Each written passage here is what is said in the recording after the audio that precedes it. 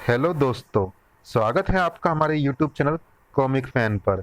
दोस्तों, आज मैं आपके लिए लेकर आया हूँ परमाणु, तिरंगा और शक्ति का एक रोमांचक कॉमिक विशेषांक, जादूगर।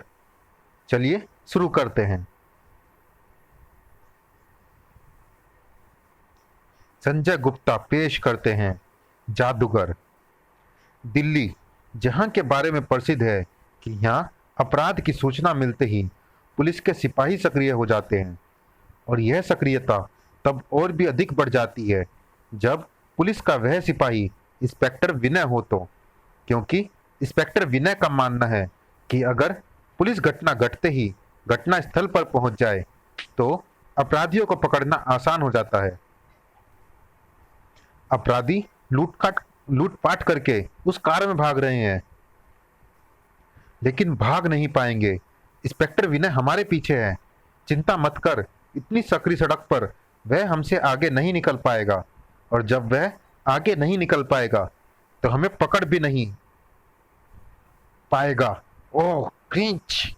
कार में मौजूद अपराधियों की आंखें आश्चर्य से फट पड़ी थी, क्योंकि उन्हें न केवल इंस्पेक्टर विनय की जिप्सी अपनी कार से आगे निकलती दिखाई दे रही थी, बल्कि आगे की सड़क को ब्लॉक किए खड़ी भी नजर आ रही थी। उसने आगे रास्ता बंद कर दिया है। कार रोक! इतनी जल्दी कार नहीं रुक सकती। अब क्या करूं? गायब कर गाड़ी को, गायब कर! अगले ही क्षण जो हुआ उसे इंस्पेक्टर विनय सपने में भी नहीं सोच सकता था। हुआ भी कुछ ऐसा था। इंस्पेक्टर विनय की आंखों के सामने ही अपराधियों की कार गायब हो चुकी थी। अभी अभी लुटेरों की कार मेरी आंखों के सामने थी, और अभी अभी एकाएक नहीं है। कार अचानक गायब हो गई। कैसे? स्तंभित खड़े इंस्पेक्टर विनय के लिए यह अनोखा मामला था, और ये ऐसा अकेला ही मामला नहीं था। क्या हुआ है यहाँ? इस आदमी ने मेरी आंखों के सामने मेरे शोकेस से 5 लाख रुपए मूल्य का हीरे का हार चुराया है। ये तो अच्छा हुआ कि हमने इसे भागने से पहले ही पकड़ लिया, वरना मैं तो लुट गया होता। हार कहाँ है? अभी इसी के पास है। मैं इसे रंगे हाथों पुलिस से गिरफ्तार करवाना चाहता हूँ, इसीलिए हमने इससे हार नहीं लिया। अब आप इसकी तलाशी लेकर खुद ही इससे हार बरामद कीजिए। उस आदमी की तलाशी ली गई, लेकिन इसके पास तो कुछ भी नहीं है। यही बात मैं भी इन्हें बड़ी देर से समझा रहा हूँ इंस्पेक्टर साहब, लेकिन यह है कि मानते ही नहीं। मैंने भी ज्यादा विरोध इसलिए नहीं किया कि जब पुलिस आ जाएगी तभी फैसला हो जाएगा। ये ये बकवास कर रहा है इंस्पेक्टर। मैंने खुद अपनी आंखों से इसे हीरो का हार जेब में रखते देखा है। ऐसा है तो वह हार कहाँ गया? जबकि तुम्हारा कहना है कि तुमने मुझे हार को उठाते ही दबोच लिया था। वो वो ना दुकानदार की समझ में आया और ना किसी और की। ऐसे में भला इंस्पेक्टर विनय क्या करता? आप जा सकते हैं।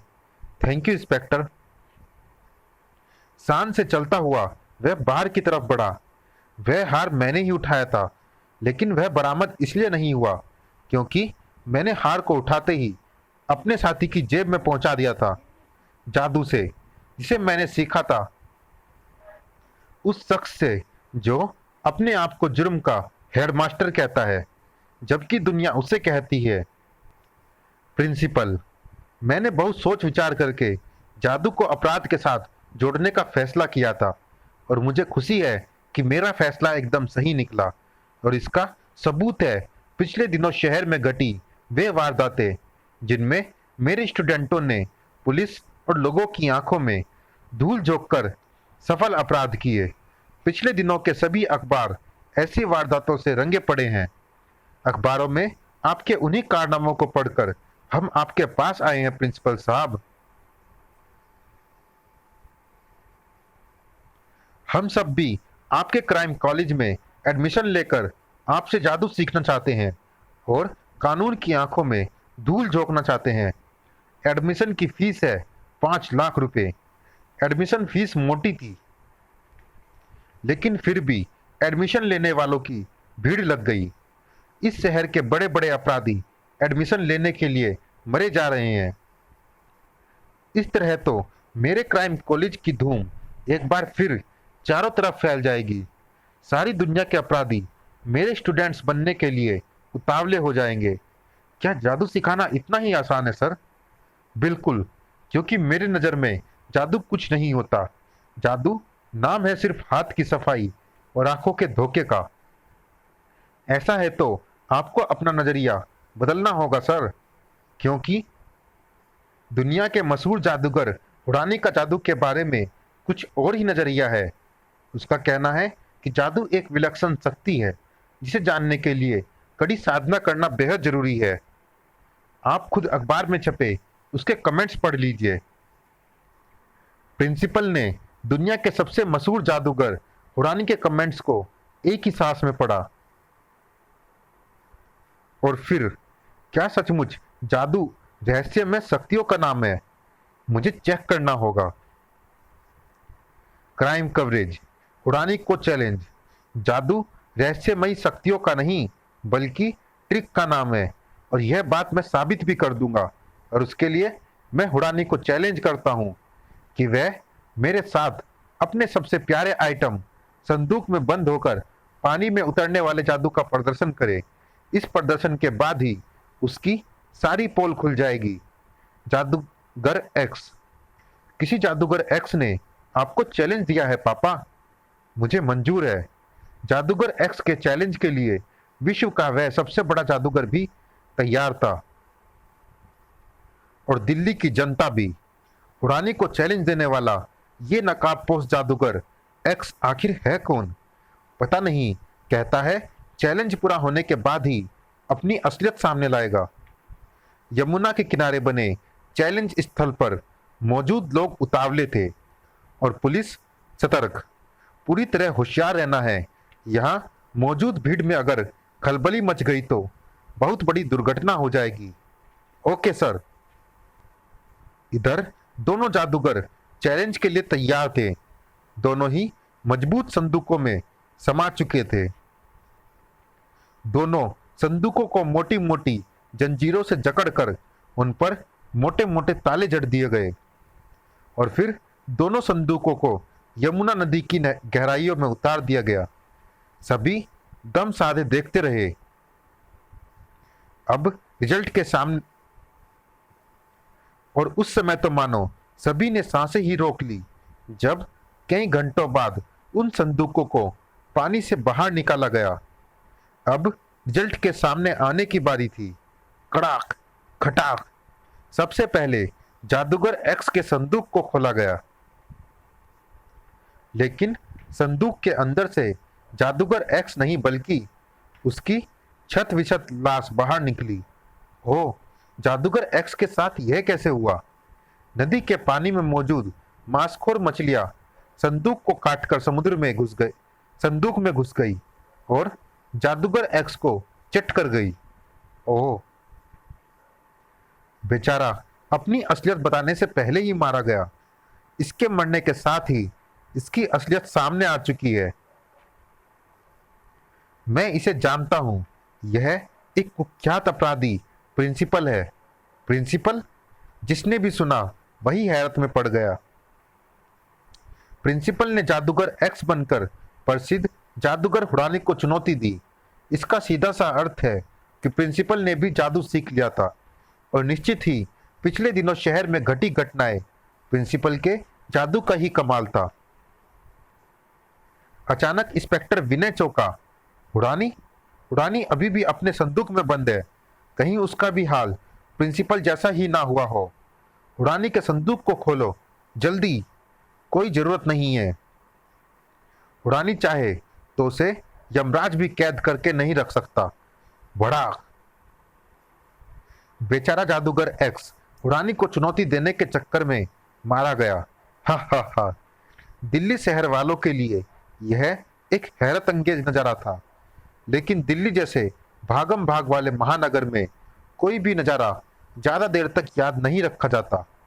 लोग जल्दी ही सब कुछ भूलकर अपने अपने कामों में लग जाते हैं, और बदमाश आदमी भी। बारूद चाहे तो हवा को भी बचकर नहीं जाने दे। तेरी तो औकात क्या है? बम फेंक कर इसका किस्सा खत्म कर बारूद भाई। ये ले। बारूद नाम के उस बदमाश के हाथ से शक्तिशाली बम निकलकर हवा में लहराया। निशाना सड़क पर मौजूद वह पुलिस वाला था, लेकिन अचानक हवा में लहराई वह लात और निशाना बदल गया। भड़ूं! उफ! कौन आया? परमाणु? पीले और हरे रंग में नहीं, यह जिस्म 3 रंग में है रंगा, इसीलिए देखते ही मुझे लोग कहते हैं तिरंगा। तिरंगा! तुझे तो बारूद मिनटों में धरती पर गिरा देगा। तू तिरंगा को गिरा बारूद भाई, उस पुलिस वाले को मैं देख लूंगा। तू धरती पर गिरते अपने दांतों की चिंता कर। धड़ाक! बारूद से टकराना तुझे बहुत महंगा पड़ेगा तिरंगा। बढ़ूं! जब चुन ही लिया तुझ जैसे अपराधियों से लड़ने का रास्ता, तो फिर क्या सोचना कि महंगा पड़ेगा या सस्ता। आई वैसे की मानिंद डकराया बारूद, और तिरंगा की आंखें आश्चर्य से फटी रह गई। उसे बारूद के शरीर में होता दिखाई दे रहा था एक ऐसा परिवर्तन जो हैरत अंगेज तो था ही, खौफनाक भी था। ओह, ये क्या? इसके मुंह से तो गोलियों की बरसात होने लगी। एक साधारण आदमी देखते ही देखते भयानक रूप धारण कर लेता है और फिर उसके मुंह से गोलियां बरसने लगती है। कमाल है। और सबसे बड़ा कमाल यह है कि इसके मुंह से बरसती गोलियां मुझे अपना निशाना बनाना चाहती हैं। उफ! ये गोलियां मुझे अपना निशाना बना भी लेंगी अगर मैंने जल्दी ही इसका इंतजाम नहीं किया तो। और ऐसा इंतजाम करने के लिए यह मोटी रोड एकदम सही रहेगी, क्योंकि इसका साइज एकदम ठीक है। वह मुंह बंद करने के लिए साएं जो गोलियां उगल रहा है, मैंने उसके मुंह से गोलियां उगलनी बंद कर दी। अब उसे बेहोश करके इसकी बोलती बंद करनी है। ओह! धाड़! अपनी सफलता पर खुश होता तिरंगा नहीं जानता था कि उसने बारूद का मुंह बंद करके उस मुसीबत को घटाया नहीं था, बल्कि और भी ज्यादा बढ़ा लिया था, क्योंकि अब गोलियां आंखों और हाथों से बरस रही थी। च्यूं च्यूं! और अब वह गोलियों की बरसात इतनी ज्यादा तेज थी कि तड़ तड़ तड़ तिरंगा को अपनी जान बचानी भारी पड़ रही थी। तड़ तड़ तड़। और शायद यही देखना चाहता था अंधेरे में खड़ा यह शख्स।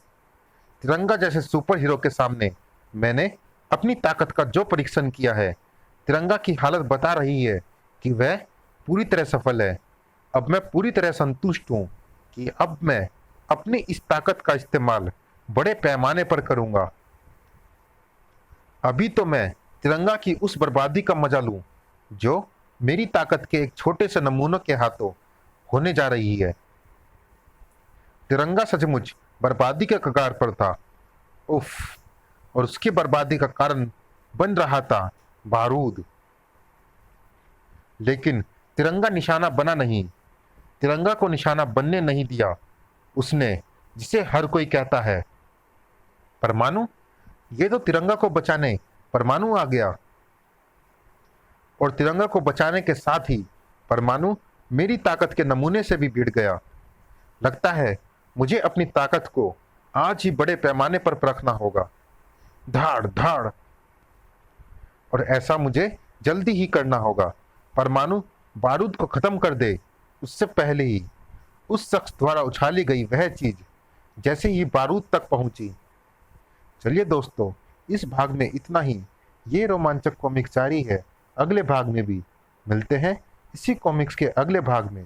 तब तक के लिए धन्यवाद।